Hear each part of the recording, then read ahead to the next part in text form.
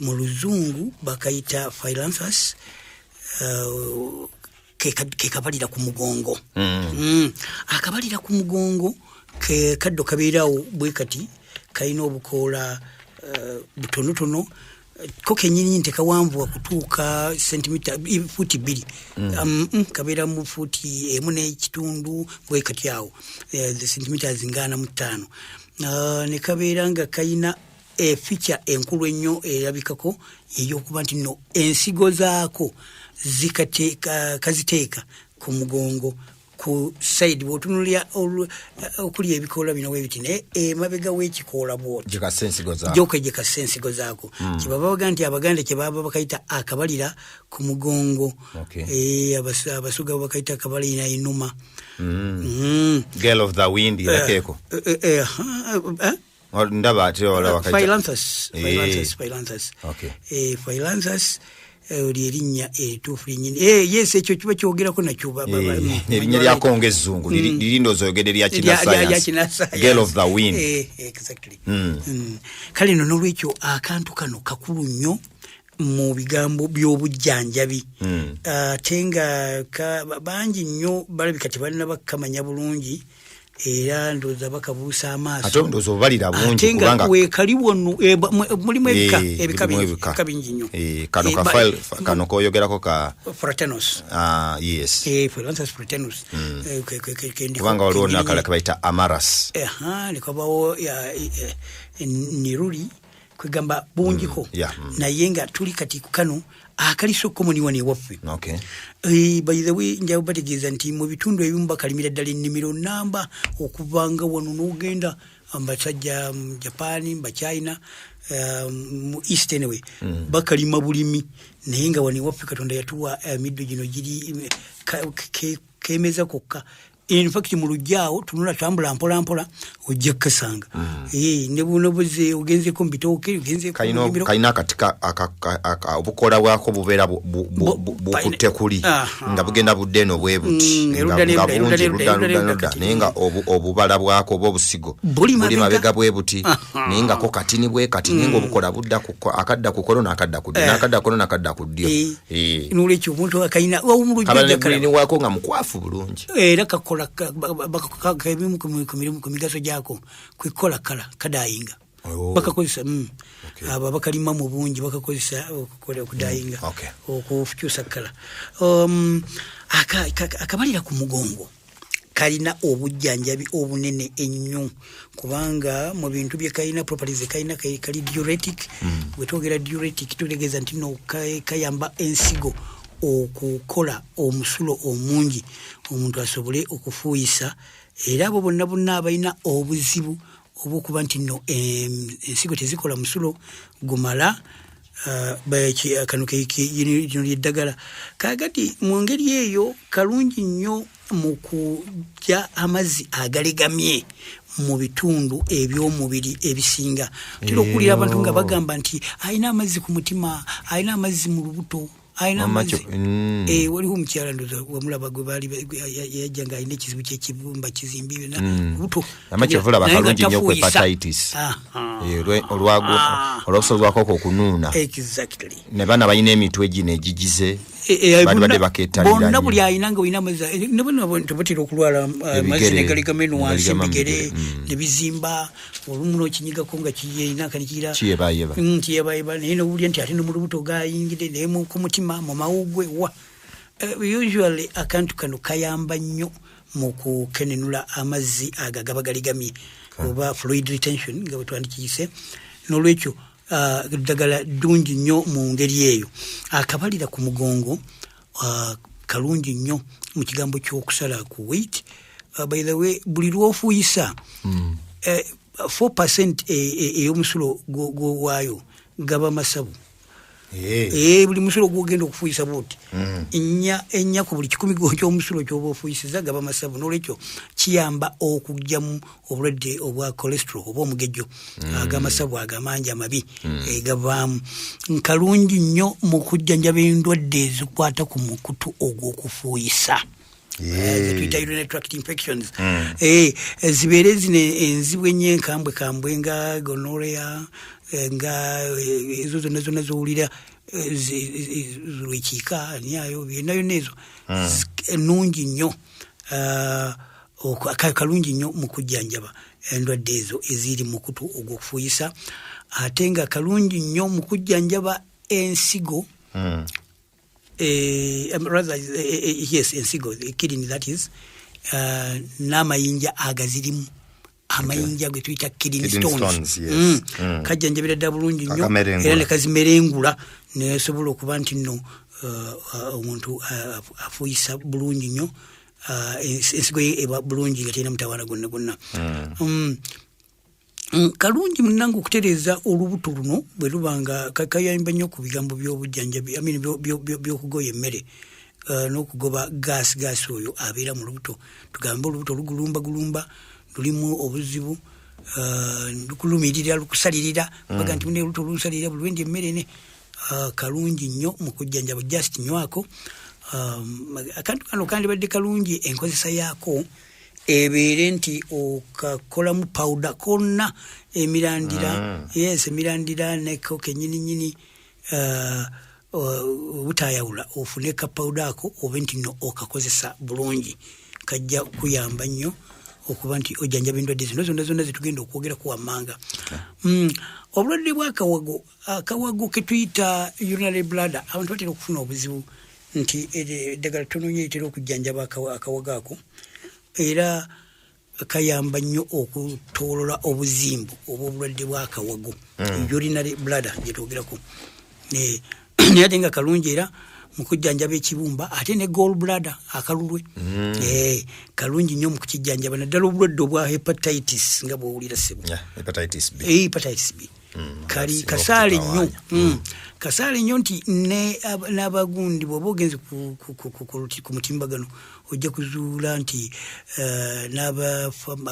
abakola eddagala lyennyininyini eri conventional bakeyambisa nnyo ku kigambo ekyo ogamba nti abantu bakalimira ddala bakalima mbungi n'olwekyo ekigambo ekyo yendwadde esinga okuleeta omutawaana era abantu bagyogeredde singa onoogatta ate akantu kano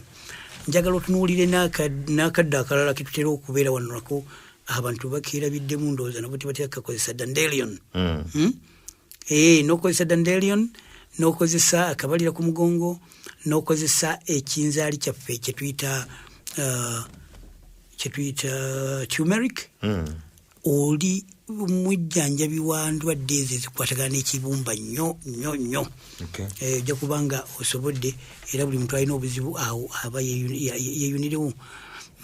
kalungi nnyo okujjanjaba obulwadde obwa prostate prostate yemu ku bintu ebizibu okujjanjaba mu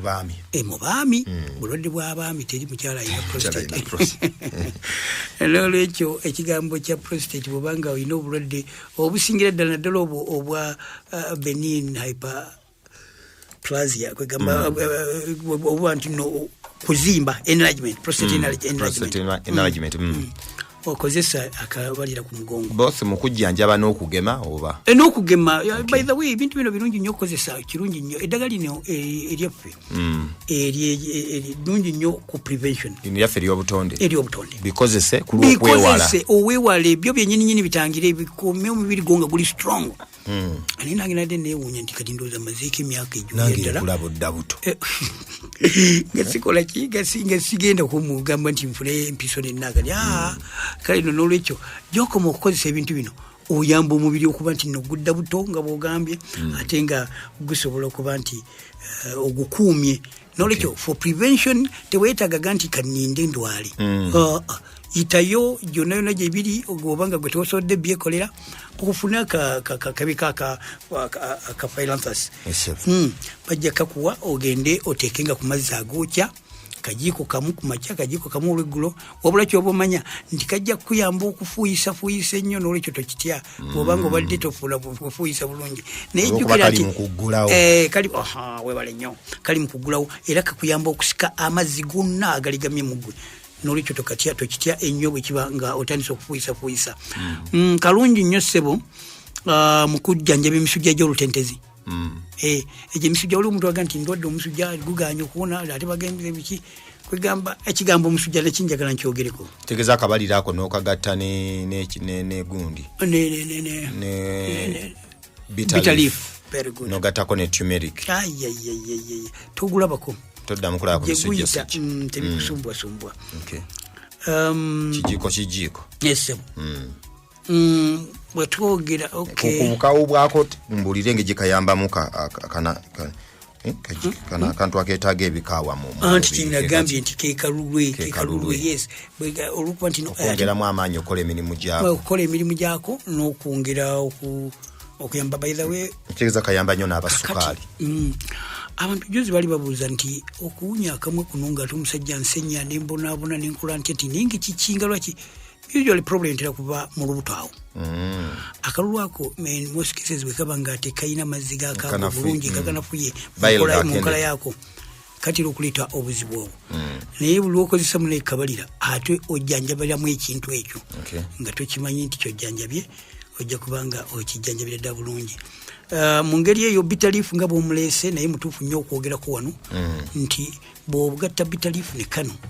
ate ojjanjabira ddala omusujja ate n'ojjanjaba n'akatundu akalala ke tuyita